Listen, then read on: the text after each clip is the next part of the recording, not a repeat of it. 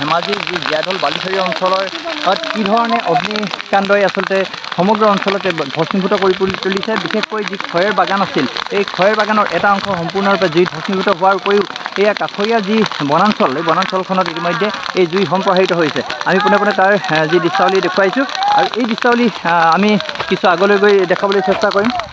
বিশেষকৈ ক'ব লাগিব যে খয়েৰ বাগানখনৰ ইতিমধ্যে বৃহৎ অংশ ক্ষতিয়ে সাধন হৈছে অগ্নিকাণ্ডত। আৰু এই স্থানলৈ যিহেতু যি ফায়াৰ ব্ৰিগেডৰ গাড়ী অহাটো আচলতে অসম্ভৱ আৰু যথেষ্ট আচলতে ভিতৰুৱা স্থানত আমি বৰ্তমান উপস্থিত হৈ আছোঁ। ইয়াত স্থানীয় লোকসকলে বৰ্তমান যি জুই নুমুৱাৰ বাবে চেষ্টা কৰিছে অহৰহ। বৰ্তমান ইয়াত আৰক্ষী আহি উপস্থিত হৈছে আৰু স্থানীয় লোকসকলে এনেধৰণে এই জুই নিৰ্বাপিত কৰাৰ বাবে চেষ্টা চলাইছে। সেয়া চাওক, এক বিধ্বংসী অগ্নিকাণ্ড বুলি ক'ব লাগিব। বিশেষকৈ এটা বৃহৎ অঞ্চল ইতিমধ্যে এই জুইয়ে আগুৰি ধৰিছে আৰু এয়া চাওক, স্থানীয় সকলোৱে যিয়ে যেনেধৰণে পাৰে তেনেধৰণে আচলতে এই জুই নিৰ্বাপনৰ বাবে চেষ্টা চলাইছে।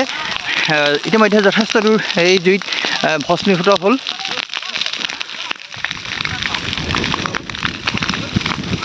এই স্থানীয় লোকসকলে যিয়ে যেনেধৰণে পাৰে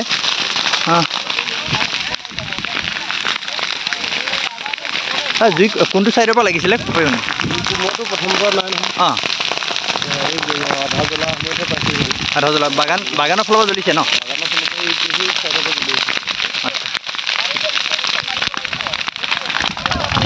এয়া দেখিছে কি ধৰণে সমগ্ৰ যি অঞ্চল, এই আচলতে বনাঞ্চল বুলি ক'ব লাগিব। এই যি খেৰ গছ আছিলে, এইসমূহ খেৰসমূহ গছসমূহ ইতিমধ্যে জ্বলি এনেধৰণে ভস্মীভূত হৈছে আৰু এই জুই ক্ৰমাৎ আগলৈ গৈ আছে।